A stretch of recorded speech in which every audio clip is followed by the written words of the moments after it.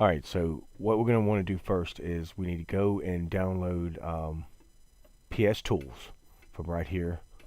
The link's in the description. And I just do it on my desktop, make it easy. Unpacked it, and then all you need to know is the path to it once you get that. So I just copy it like that right there. And type in CMD right here. And right click it and run as administrator. And then once you get that up there, all this stuff that I'm typing in will be in the description, but basically this right here is the path, and you're just going to change directories to the path.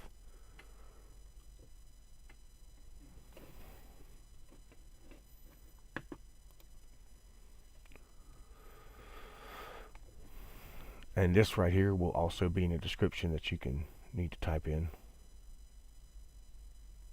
And this will open up the registry in a special manner that will allow you to get to the keys. And this also will be in the description. You can just cut and paste it right in, which is I'm going to show you right here.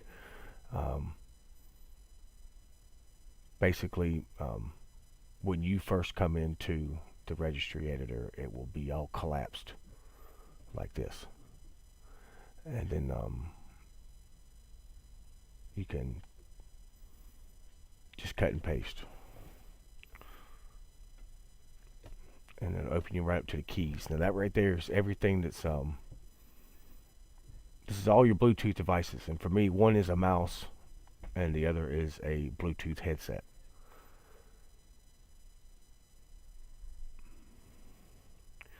Alright, so basically all I did was type it out right here, and I'm showing you in the bottom example there, that's Windows, how Windows portrays your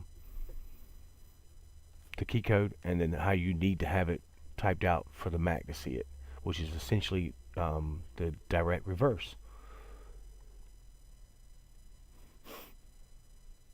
So basically I just typed that in Notepad, saved it somewhere on my hard drive to where I could access it when I booted back up into the Mac side. Or you could just email it to yourself. Just be sure to include the ID and make sure that, like how I have it here with the little ID number. That's the shorter number that's starting with zeros here for me. And then the longer number is your key. Just make sure you keep those together so that you reverse the right key for the right ID. And I'll see you in the next video to show you how to put all this in on the Mac side.